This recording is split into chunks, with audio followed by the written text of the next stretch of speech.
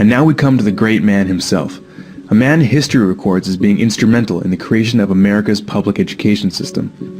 Horace Mann was an American educator who served as a member of the U.S. House of Representatives, part of the American Congress. Horace Mann was the key reformer of the education system at the time. In 1837, he became the head of the newly created Board of Education in Massachusetts, where he began the work that would eventually earn him the title as the Father of American Public Education. After reading through the educational models of different countries, Mann finally hears about a particularly successful style that had been developed in Prussia, which is now modern-day Germany.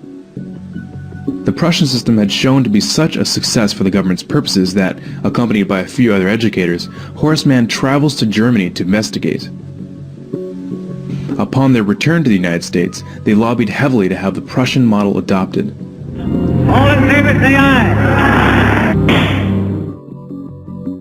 Interest in Prussia had also been growing in the northern half of the continent. Around this time, the Canadian Superintendent of Schools, Egerton Ryerson, traveled to Prussia in search of a new model of education. His journeys also included visiting Horace Mann in Massachusetts to further examine the system he would eventually adopt.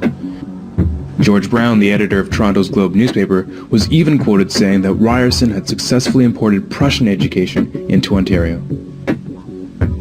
During the next 30 years or so, a whole line of American dignitaries came to Germany to earn degrees. Interestingly enough, those who earned degrees in Germany came back to the United States to staff all the major universities. By 1900, all the PhDs in the United States were trained in Prussia.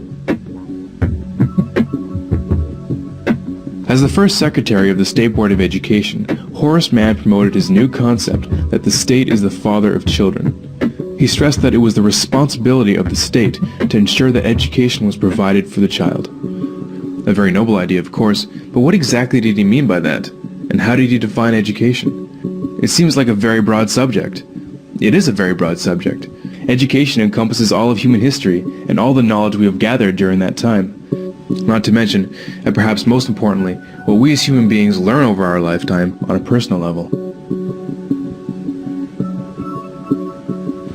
Horace Mann's 10th annual report in 1846 led to the first state law that made it mandatory for children to go to school.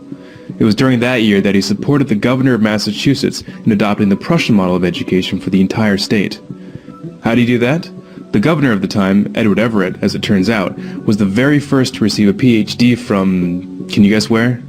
That's right, Prussia. From then on, it spread very quickly. Just after Everett installed the Prussian model in the state of Massachusetts, the governor of New York set up the very same method in 12 New York schools. Horace Mann's sister, Elizabeth Peabody, of the Peabody Foundation, saw to it that right after the Civil War, the Prussian system that was then being taught in the northern states was integrated into the conquered South. By 1900, most of the compulsory schooling laws that implemented the new system had been passed. From then on, every American child grew up under the Prussian system.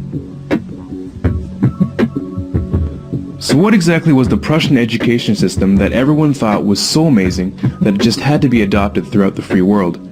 To give you just a bit of background, in the 18th century, the Kingdom of Prussia, which is now modern-day Germany, was among the first countries of the world to introduce free and compulsory education. After the Prussians were defeated by Napoleon in 1806, it was decided that the reason why the battle was lost was that the Prussian soldiers were thinking for themselves in the battlefield instead of following orders. To make sure that this couldn't happen again, a new 8-year system of schooling was created. This new system provided not only the skills needed for the early industrialized world, such as reading, writing, and arithmetic, but also a strict education that taught duty, discipline, respect for authority, and the ability to follow orders. Elite children destined for higher offices went on to attend private schools, while the rest of the population had no access to the secondary education. They were destined for the working class. Through this new system, the Prussian court tried to create social obedience in the citizens through indoctrination. Every individual had to become convinced at the core of their being that the king was just, his decisions were always right, and the need for obedience paramount. In truth, the entire purpose of the system was to instill loyalty to the crown and to train young men for the military and bureaucracy. To do this, it was necessary to squeeze out all independent thinking from the masses. Influencing this new system from the beginning was Prussian philosopher Johann Gottlieb Fichte. Combining John Locke's view that the children are a blank slate and Rousseau's ideas on how to write on that slate, Prussia established an educational system that was considered scientific in nature. An important part of the Prussian system was that it defined for the child what was to be learned, what was to be thought about, and how long to think about it. In order to have an efficient policy-making class and a subclass beneath it, it was believed that one had to remove the power of most people to make sense out of the available information. In other words, critical thinking had to be done away with. Now, if you're wondering why the average person doesn't know that the North American education system is based directly on the Prussian model, it might just be because its original purpose was not designed for the good of the individual, but for the good of the government. The philosophy of Johann Fichte directly influenced the creation of the Prussian model of schooling, as he is quoted saying, "The schools must fashion the person, and fashion him in such a way that he simply cannot will otherwise than what you wish him to will." With quotes like these, you can see why his involvement is not well known. Education should aim at destroying free will, so that after pupils are thus schooled, they will be incapable throughout the rest of their lives of thinking or acting otherwise than as their schoolmasters would have wished. When this technique has been perfected, every government that has been in charge of education for more than one generation will be able to control its subjects securely without the need of armies or policemen. In 1807, in a Berlin occupied by Napoleon, Johann Fichte gave a series of famous addresses to the German nation. Fichte spoke of the superiority of German people above all others. The content of these speeches was a catalyst for the Prussian education system and German nationalism. In other earlier works, he calls Jews a state within a state that would, quote, undermine the German nation. He openly expressed a desire to expel Jews from Germany.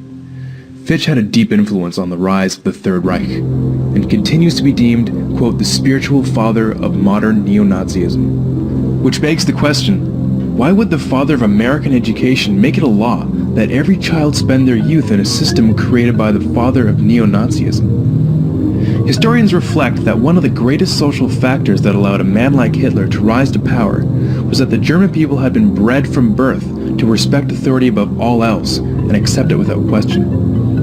Which begs another question. If the entire population of North America is raised in a system adopted from pre-Nazi Germany, what are we setting ourselves up for?